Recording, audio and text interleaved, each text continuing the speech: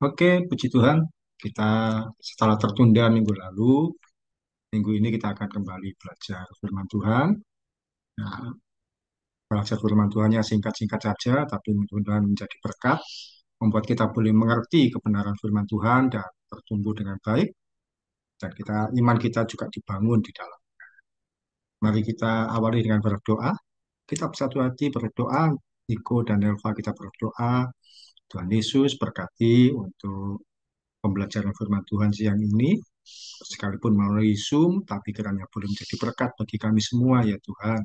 Kami boleh mengerti dan menangkap apa yang menjadi maksud Tuhan bagi kami semua di masa muda ini. Kiranya kami boleh bergantung pada Tuhan. Iman kami dikuatkan, wawasan kami bertambah, dan hari demi hari kami makin dekat dengan Tuhan. Dalam nama Tuhan Yesus, kami berdoa dan mengucap syukur. Amin. Oke, kita kembali masuk di pembelajaran mengenai nama-nama Tuhan. Dan yang lalu kita sudah belajar bahwa Tuhan adalah eh, Jehovah Rafa. Jehovah Rafa itu apa ini kok masih ingat nama Tuhan sebagai Jehovah Rafa? Bahwa Tuhan sebagai apa itu? Sebagai apa ya, penyembuh gak sih? Ya, penyembuh. Benar, Tuhan yang menyembuhkan. Kemudian kita belajar bahwa Tuhan adalah yang mencukupkan kebutuhan kita. Apa itu, Nelva? Bahwa Tuhan menyediakan yang kita butuhkan. Jehovah Jireh, Pak. Ya, Jehovah Jireh. Jadi itu yang diberikan kisah yaitu Abraham ketika akan mempersembahkan anaknya, ternyata Tuhan menyediakan domba pengganti. Hari ini untuk yang ketiga kita belajar namanya adalah Jehovah Rohi. Jehovah Rohi artinya apa? Adalah Tuhan adalah gembalaku. Dan ini sudah jelas ada di dalam Mazmur 23 ayat 1. Karena di Mazmur 23 inilah yang menyatakan bahwa Tuhan adalah gembala kita yang baik. Firman Tuhan di Mazmur 23 ayat 1, di situ sudah saya tuliskan, Tuhan adalah gembalaku, takkan kekurangan aku. Berikut yang menjadi pengantar bagian ini yaitu bahwa Jehovah Rohi memiliki pengertian bahwa Tuhan adalah gembala kita. Kita umat Tuhan itu digambarkan sebagai domba dan dia sebagai gembala. Mengapa kok di kekristenan itu diajarkan bahwa kita ini adalah domba? Karena domba itu adalah hewan yang tunduk, yang nurut, manut, dan tidak suka memberontak. Beda dengan kambing. Kambing kan ada tanduknya, tapi domba dia ngikut saja. Sekalipun disembelih dia tidak memberontak. Tapi kambing dia akan mudah untuk lepas dan lari ke sana kemari, susah untuk ditangkap. Mungkin pernah lihat waktu ada apa teman-teman kita dari Muslim ketika mengadakan ibadah korban, kadang-kadang kambingnya lari ke sana kemari sebelum disembelih. Dalam kehidupan bangsa Israel, profesi kebanyakan orang sebagai gembala di padang rumput. Daud pun sebagai seorang gembala, sehingga dia menggambarkan Tuhan adalah gembalaku yang baik. Jadi kalau orang yang di darat, pekerjaannya sebagai gembala, tapi ada yang di laut sebagai nelayan, itu ketika di bangsa Israel masa-masa itu. Dan Daud adalah gembala domba, sehingga dia melambangkan bahwa Tuhan adalah gembala. Dia adalah gembala kepada domba-dombanya, menggambarkan Tuhan adalah gembala bagi anak-anaknya. Oke, kita masuk pembelajarannya. Yang pertama yaitu bahwa Tuhan, Jehovah Rohi artinya apa? Bahwa Tuhan sebagai gembala merupakan pengertiannya Tuhan itu pemimpin kita. Minta tolong dibaca Nelva, Mazmur 23 ayat 1 sampai 3. Mazmur 23 ayat 1 sampai 3. Mazmur Daud. Tuhan adalah gembalaku, takkan kekurangan aku. Ia membaringkan aku di padang yang berumput hijau. Ia membimbing aku ke air yang tenang. Ia menyegarkan jiwaku. Ia menuntun aku di jalan yang benar oleh karena namanya. Ya, firman Tuhan di situ tadi banyak menggambarkan bahwa Tuhan itu memimpin. Ia membaringkan, kemudian membimbing ke air yang tenang. Ia menyegarkan jiwaku. Ia menuntun aku di jalan yang benar oleh karena namanya. Jadi artinya apa? Bahwa Tuhan itu memimpin dan pemimpin hidup kita. Kalau kalian perhatikan, gembala domba itu berjalan di depan domba-domba. Seringkali ada gambar Tuhan Yesus bersama dengan domba, Tuhan Yesus jalan di depan, domba-domba di belakang. Artinya apa? Dia yang menyediakan jalan bagi kita. Dia menuntun kita ke tujuan yang tepat. Karena itu kalau ada sesuatu, gembala ini yang lebih dulu mengalami dan merasakan. Misalkan ada batu, misalkan ada duri dan sebagainya. Gembala yang lebih dulu tahu. Dan domba akan terselamatkan. Oleh karena itu, dalam segala situasi hidup yang kita alami, jangan pernah melupakan untuk minta penyertaan Tuhan. Kita minta Tuhan menyertai hidup kita. Karena dia yang ada di depan, kita yang ada di belakang. Jangan sampai kita yang ada di depan, Tuhan yang di belakang, itu akan jadi bahaya. Contohnya kalau gembala yang di belakang itu, gembala apa? Apa Niko pernah tahu? Gembala tapi dia di belakang. Gembala apa? Hewannya di depan. Hmm, Pernah tahu enggak? Mungkin pernah lihat di YouTube, di TikTok. gembalanya di belakang. Iya, Gembala domba nggak sih, Kak? bukan. Gembala bebek. Pernah tahu lihat orang Oh kalau iya, Bu. mengembalakan bebek? Kan bebeknya di depan. Banyak sekali Iya, bebek. Bu. Gembalanya di mana? Di belakang. Jadi ya bebeknya ke sana kemari. Karena itu kalau domba dia ikuti apa kata gembala. Karena itu dalam segala situasi hidup yang kita alami, kita minta penyertaan Tuhan. Biarkan dia yang jalan di depan, kita ikuti di belakang. Artinya apa? Kita ikut apa yang Tuhan mau, bukan Tuhan ikuti kita yang mau kita. Tapi kita serahkan pada Tuhan apa yang menjadi kemauan kita, tapi Tuhan yang berjalan.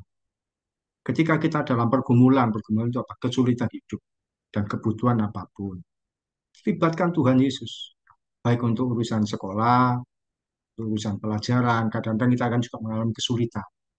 Misalkan menghadapi pelajaran, Tuhan saya nggak bisa, ini sudah saya baca berkali-kali tapi nggak bisa. Berdoa minta hikmat Tuhan, tiba-tiba baca sekali lagi, oh nyambung. Kan seringkali seperti itu. Padahal kita baca biasa, nggak bisa masuk ke dalam pikiran kita. Tapi ketika sudah berdoa, ternyata bisa. Libatkan Tuhan dalam pekerjaan, kalau sudah bekerja. Dalam pelayanan yang dikerjakan. Dalam hal keluarga, juga dalam hal pertemanan, kita minta Tuhan menolong kita. Tuhan yang mana teman yang boleh saya bergaul dengan mereka atau bukan. Bahkan dalam hal jodoh.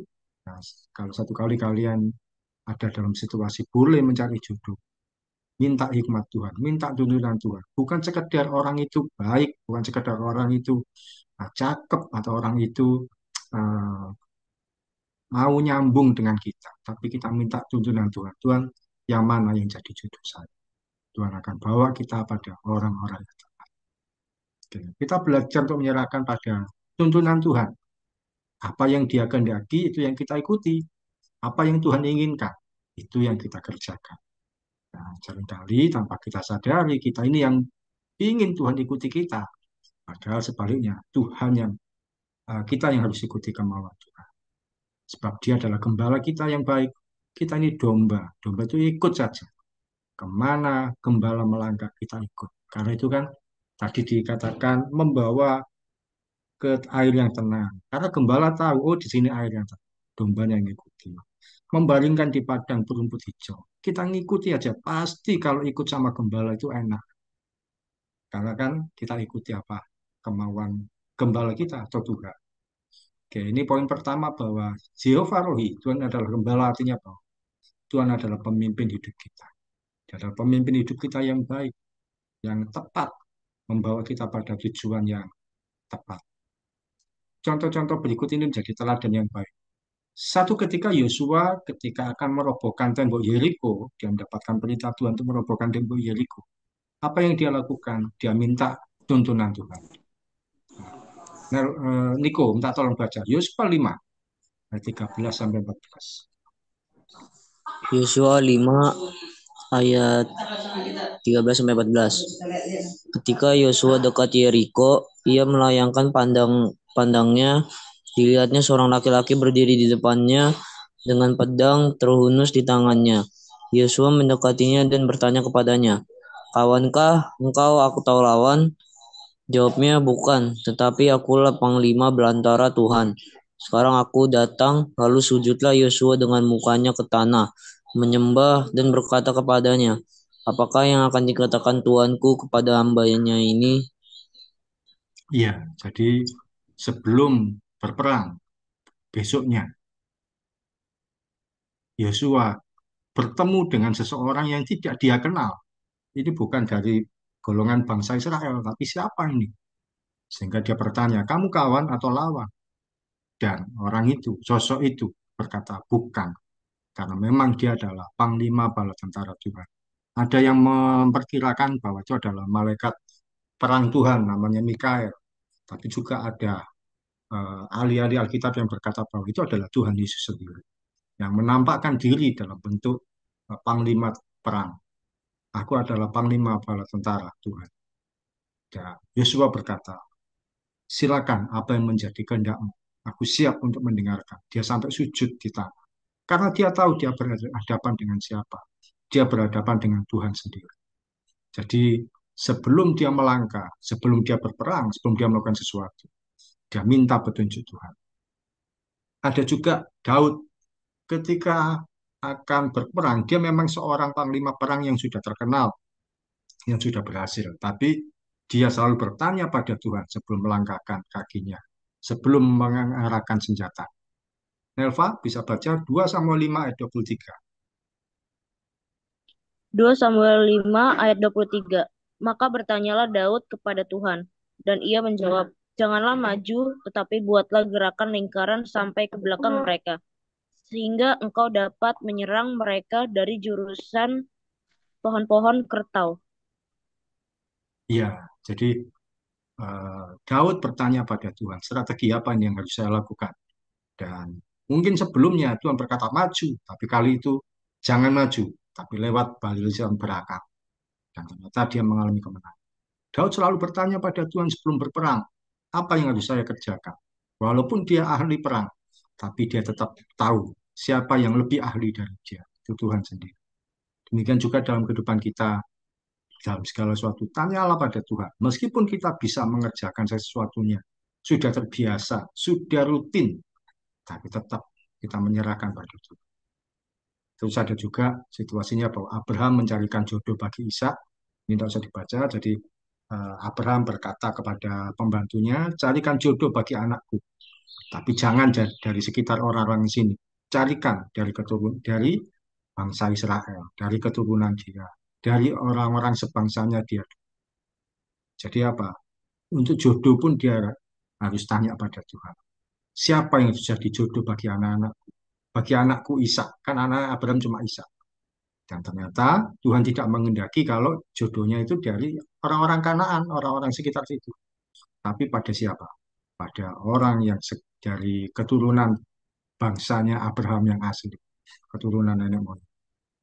Supaya apa? Ini melambangkan bahwa cari jodoh ya seiman, yang sama-sama mengenal Tuhan. Oke. Pertanyaan untuk sesi untuk poin ini adalah, maukah kamu menjadikan Tuhan sebagai pemimpin dalam hidup? Nelva, apakah kamu mau menjadikan Tuhan sebagai pemimpin dalam hidupmu? Mau, Pak. Ya. Niko, apakah kamu bersedia menjadikan Tuhan sebagai pemimpin dalam hidup? Bersedia, Pak. Ya, puji Tuhan. Karena memang dia adalah gembala kita. Kita harus ikuti. Jangan melangkah lebih dulu, tapi juga jangan terlambat. Kalau misalkan domba itu melangkah lebih dulu dari gembalanya, nah, dia akan mengalami situasi yang tidak baik. Tapi kalau domba itu berjalannya terlalu lambat dari gembala, dia akan ketinggalan. Oke, poin yang kedua yaitu dari Jehovah Rohi, itu adalah gembala. Pengertian yang kedua adalah Tuhan itu menolong kita saat dalam bahaya. Tuhan sebagai gembala, dia menolong kita saat dalam bahaya. Yang terakhir tadi yang membaca siapa? Nelva. Ya, Jadi sekarang Pak. Niko. Niko Mazmur 23 ayat 4. Eh, Sekalipun aku berjalan dalam lembah kekelaman, aku tidak takut bahaya, sebab engkau besertaku, gadamu dan tongkatmu itulah yang menghibur aku. Ya, kata sekalipun aku berjalan dalam lembah kekelaman. itu diterjemahkan sekalipun aku berjalan dalam lembah bayang-bayang maut, yaitu situasi yang sulit untuk diatasi, situasi yang tidak terduga, situasi yang membahayakan, situasi yang kita hadapi itu kalau maju sulit, kalau mundur sudah tidak mungkin. Disitulah kita membutuhkan pertolongan. Firman Tuhan berkata, sekalipun aku berjalan dalam lembah kekelaman, aku tidak takut bahaya. Kata lembah kekelaman yaitu situasi yang membawa pada kematian, situasi yang membawa pada kesulitan dan ketidakberdayaan. Bisa jadi kita mengalami situasi sakit, rasanya itu nggak jelas kapan sembuhnya, malah ada kemungkinan untuk mati, sehatnya sedikit. Nah, kita datang pada Tuhan. Situasi yang mungkin kita mengalami kegagalan, situasi yang kita mungkin mengalami putus asa, percayalah bahwa Tuhan Yesus selalu bersama kita. Dia tidak akan meninggalkan kita sendiri. Mungkin kita merasa ya mungkin tidak ada harapan hidup. Ternyata Tuhan memberikan kita kesembuhan, tidak terduga. Kita mengalami kegagalan, ternyata Tuhan memberikan penghiburan bagi kita. Bangkit lagi, maju lagi, kerjakan lagi, dan kita berhasil. Mungkin kita putus asa, dan Tuhan memberikan kita kekuatan untuk kita menghadapi kehidupan. Jangan ragu-ragu bahwa Tuhan selalu bersama kita. Ada saja pertolongan Tuhan yang kita alami di saat situasi sepertinya kita tidak mungkin tertolong. Ada saja pengharapan di saat situasi tidak mungkin lagi untuk berharap. Seakan-akan tidak ada harapan, tidak mungkin tertolong. Ternyata Tuhan sanggup menolong kita. Sebagai contoh, Daud dalam kondisi terdesak, dia mau dilempar batu oleh pasukannya sendiri, oleh teman-temannya sendiri. Nelva, bacakan 1 Samuel 30 ayat 6. 1 Samuel 30 ayat 6. 1 Samuel 30 ayat 6. Dan Daud sangat terjepit karena rakyat mengatakan hendak melempari dia dengan batu. Seluruh rakyat itu terlibat di hati, masing-masing karena anaknya laki-laki dan perempuan. Tapi Daud menguatkan kepercayaannya kepada Tuhan Allahnya. Iya, Daud posisinya terjepit. Rakyat memprotes dia, mana istri kami, mana anak kami, karena kan ditahan oleh pasukan dari Amalek. Dan Daud sendiri bingung ya, karena kan juga istri dan anaknya juga dibawa oleh mereka. Dan pasukan itu protes, rakyat itu protes, hendak melempari Daud dengan batu. Tapi apa yang dilakukan oleh Daud? Daud menguatkan kepercayaannya kepada Tuhan Allah. Dan Tuhan menolong Daud, menolong juga pasukan Israel itu. Mereka bisa merebut kembali istri dan anak yang sudah ditahan oleh bangsa Amalek. Jadi ketika dalam kondisi terdesak, terjepit, percayalah Tuhan untuk menolong kita saat dalam situasi bahaya sekalipun. Kemudian contoh yang lain yang terkenal kita juga pasti tahu, Musa dan bangsa Israel berjalan di tengah lautan yang kering. Ya, Niko, Keluaran 14 ayat 15 sampai 16.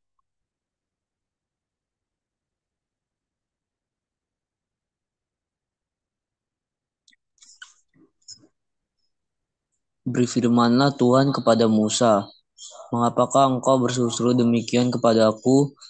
Katakanlah kepada orang Israel, supaya mereka berangkat. Dan engkau angkatlah tongkatmu dan ulurkanlah tanganmu ke atas laut dan belalah airnya, sehingga orang Israel akan berjalan dari tengah-tengah laut di tempat kering." Iya, waktu itu bangsa Israel berjalan di padang gurun.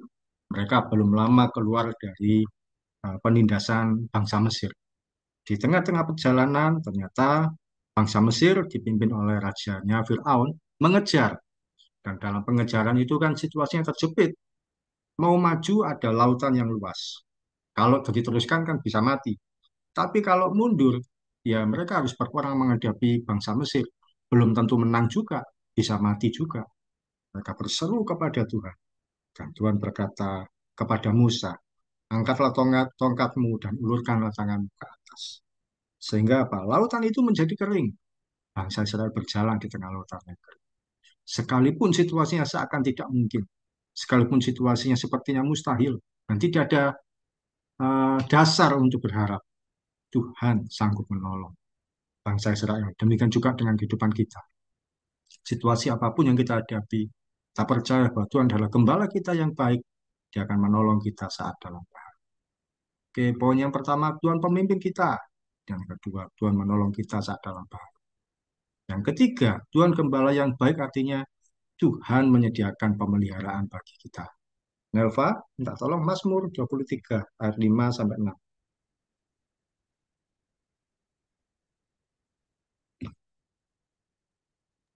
Bentar, Pak.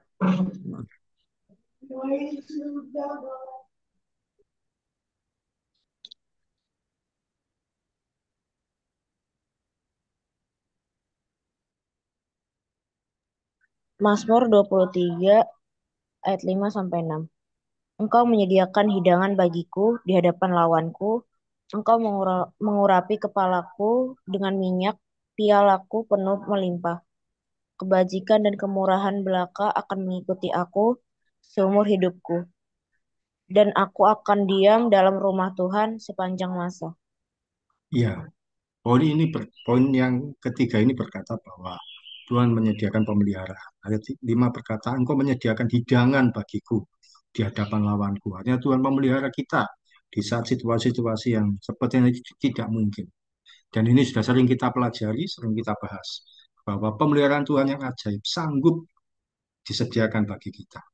Seorang gembala yang baik akan membawa domba-domba pada rumput yang hijau dan sungai yang tenang, sehingga domba-domba bisa menikmati makanan dan minuman dengan layak. Demikian juga dalam hidup kita, Tuhan sanggup menyediakan pemeliharaan yang tak terbatas bagi kita. Kita sudah sering kali membahas hal ini di saat situasi serba sulit. Pemeliharaan Tuhan akan memuaskan hidup kita. Kita akan dibuat heran, kagum, dan bersyukur atas segala pemeliharaan yang Tuhan berikan. Ada dua contoh. Yang pertama pada 5.000 orang laki-laki. Tuhan membuat mereka cukup dengan makanan 5 roti dan 2 ikan. Niko, Yohanes 6 ayat 10 sampai 11, minta tolong dibacakan. Kata Yesus, suruhlah orang-orang itu duduk atau di tempat itu banyak rumput, maka duduklah orang-orang itu. Kira-kira 5.000 laki-laki banyaknya. Lalu Yesus mengambil roti itu, mengucap syukur dan membagi-bagikannya kepada mereka yang duduk di situ. Demikian juga dibuatnya dengan ikan-ikan itu sebanyak yang mereka dikehendaki. Iya, firman Tuhan berkata bahwa akhirnya Tuhan Yesus membagikan 5 roti dan 2 ikan kepada 5.000 orang laki-laki. Ini laki-laki, belum yang perempuan dan anak. Jadi mereka bisa mendapatkan dengan kenyang, dengan layak, dengan cukup, padahal hanya 5 roti dan 2 ikan. Tuhan sanggup menyediakan pemeliharaan tidak terduga. Dan yang ajaib, contoh berikutnya yaitu Tuhan bisa menyediakan uang melalui mulut ikan. Mungkin kalian baru tahu. Nelva, bisa baca Matius 17 ayat 27.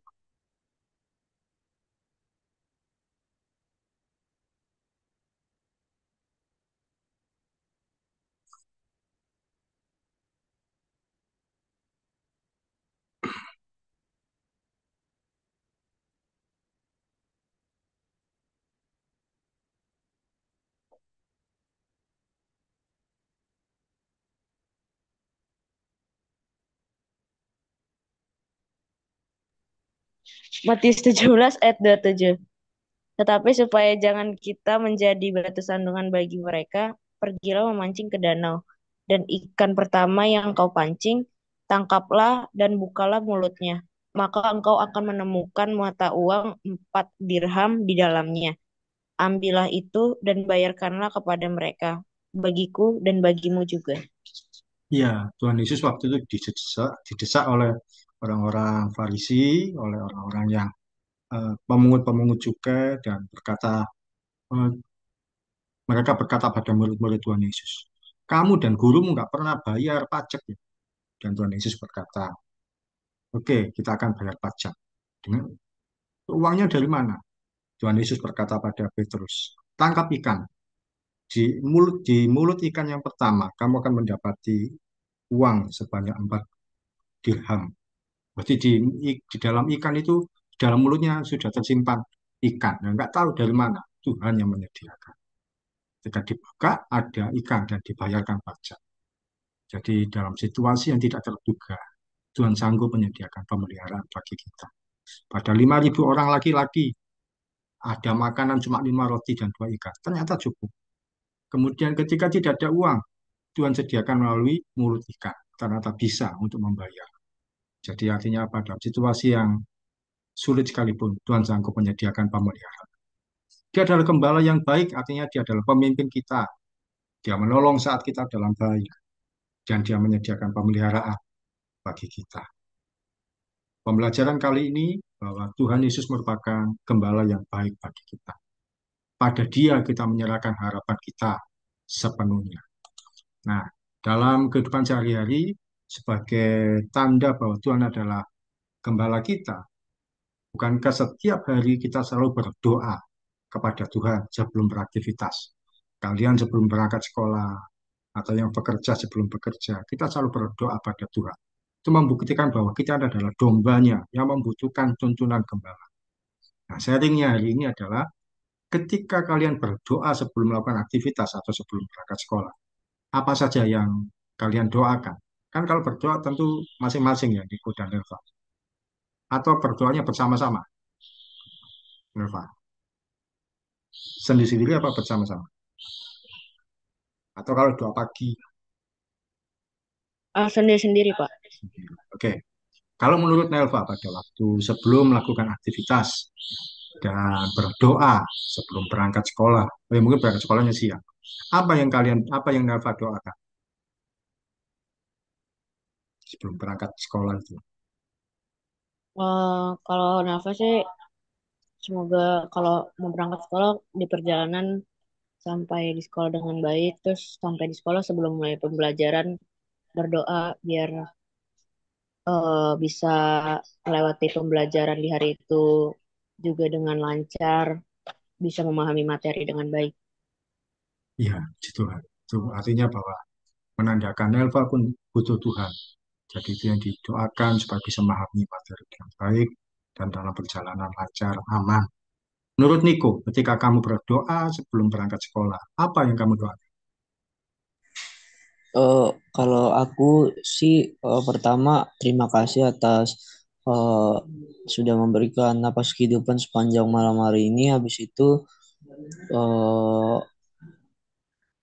berkati supaya mama dan bapak sehat selalu. Terus abang-abang kerjanya lancar dan bang ya, lancar. Habis itu sama berkati supaya saat berangkat sekolah bisa eh, sampai di perjalanan dengan selamat sampai tujuan. Ya, puji Tuhan.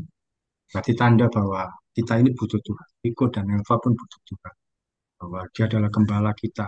Sehingga Nelva berdoa supaya mama dan papa juga abang-abang menjalani kehidupan dengan baik dan bersyukur atas nafas hidup yang Tuhan berikan. Jadi dia adalah gembala, kita ini domba. Perlu gembala itu menuntut kita. Oke, kita selesai untuk pembelajaran kali ini. Niko bisa tutup dalam doa. Bisa, Pak. Ya. Mari kita bersatu dalam doa.